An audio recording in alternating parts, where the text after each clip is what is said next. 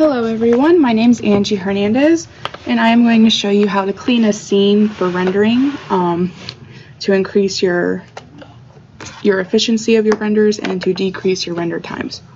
So first what we're going to do is we're going to go in our script editor and clear out that, because now what we're going to do is we're under the rendering menu, we're going to go to render and run render diagnostics. And so this is a very quick way to see any errors or whatnot of your scene. So just very quickly, it looks like that we're missing some textures. Some of our materials don't have the correct settings set. I just added a bunch of random textures and whatnot for later in the tutorial. Also shows that we have several textures using ray trace, and of course those are more expensive to use than depth map, and so any other errors or missing files or whatnot will show up here. So it gives you a very quick rundown of what you need to do to make your file the most efficient for rendering. So we're just going to close that. And so now the first thing we're going to do is go to the namespace editor. And so Windows, and so that'll be under Windows, General Editors, Namespace Editor. And so I have two other files referenced in here, Ocean Test 2 and Ocean Test 5, and this is Scene Ocean Test 025. So this is what you want your namespace editor to look like. So just for example, I add a bunch of random new namespaces. So you don't want any empty namespaces, you don't want too many nested namespaces. Think of it as folders, file folders. So if you have something buried underneath a bunch of folders, it's going to be harder to get to than if it's more streamlined and efficient. So since that's all good, we're going to close that, and now we are going to import all our references. So if we go to File, Reference Editor, and then we can select both of these, and then right click File, Import Objects from Reference. And so you can see that got rid of the little reference icon on it. And so all these are now officially imported into the scene. They are a part of the scene. And so now what we're going to do is we're going to go to our file path editor. So that's going to be under Windows, General Editors, File Path Editor. And so we're going to see that it's already auto-resolved all these missing textures. If anything wasn't resolved, it would have a red X here, and you would be able to click it and it would bring it right over here by your attribute editor. And so again, if there was anything unresolved, you could do all resolve. You can click on things and make sure that you have it all connected, because again, every time that there's an error, that's an error calculation that the computer has to make. So we're just going to close that since it's all good. And now we are going to delete everything out of the frame that we are using. So the camera we're using is going to be this Perspective 1 camera. And so basically everything outside of the view of that camera is going to not be needed. So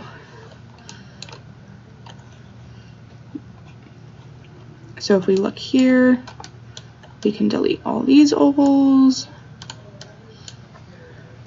We can delete, all these objects under here. We can delete these locators. I'm gonna delete all these extra cameras and lights that came in from these other files are not needed. This extra sky dome ball is not needed. Delete that. We do not need this or this, that. So that's a whole group. We can just get rid of there. So this sphere will keep. We're going to delete that. And so basically, even if something isn't in the scene of your file, if there's light affecting it, that will still affect the things that are in your file, and so it's still something that the computer has to calculate. which again will increase your render times. So now that we have that pretty cleaned up, I am going to go to the Windows rendering editor and then Hypershade.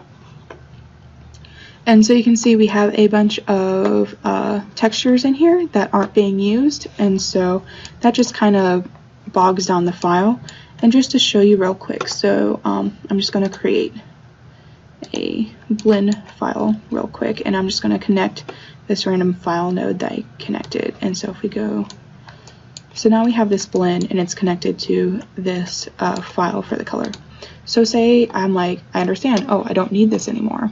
If I delete that, the node for the file and the placing the texture and the blend shading network over here are still going to be nodes that are just clogging up your file. It doesn't delete all the stuff that's connected to it, it just deletes that that particular node that's for the shaders. So if we go under, so in the Hypershade, if we go under Edit, Delete Unused Nodes, you can see it got rid of all of that mess, anything that we weren't using, anything that wasn't connected to anything, it got rid of it. And so that's made our file a lot lighter, respectively speaking. So now that that's done, we are going to save this out real quick before the next step. So I'm just going to rewrite over this file that I made last time. And so we're saving it because the next step that we're going to do is the optimize the scene. So if you go back to that render diagnostics that we did earlier, one of the suggestions was to use the optimize scene size. So we're going to do this and we're going to hit the options. And so under the optimize scene size options, you can see we have check marks for everything that it can optimize. You can optimize separate things, or once you have everything selected that you want, you can just hit optimize down here and it will do it for you. The reason why we saved before this is because when you do this, it might accidentally delete something that you're actually using. And so when I tested this out earlier, I found out that it was removing my mesh node set over here that I have here with all my ovals. So I'm going to unselect sets and then I'm going to optimize. This action is not undoable. We're going to hit OK. We're fine with that. And so if we go to our script editor, there wasn't anything in our scene that needed to be deleted. But again, you know, if you have just any random particles or nodes or whatnot that are just kind of like floating around in your scene, it'll get rid of them. And then just real quick, I'm going to delete these two lights here I noticed. And so now that we've done all that, our scene should be ready for a render. So again, we're going to save this again.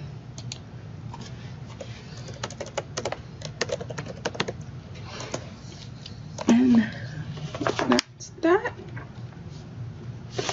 And so now we're going to go back to that render and run render diagnostics.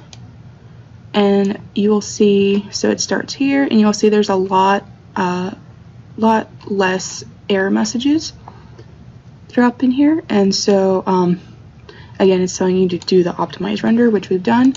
And so this file should be much more efficient for rendering purposes. Then we're going to go our settings. We're just going to do a single frame. One. And so render.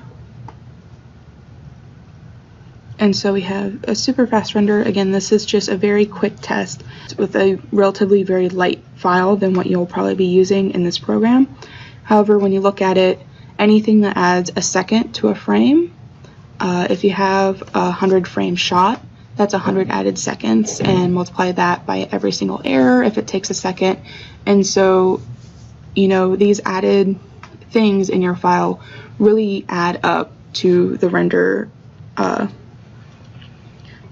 times, and so it can mean the difference between an hour-long render or a couple minutes render. I remember with Farmer Glorp, We had a file that we put on the farm and it said it was going to take 24 days to render, and the issue with that was because we were not using efficient texture file sizes, and we had so many extra stuff in the file that just did not need to be there, and so it was just bogging down the file immensely.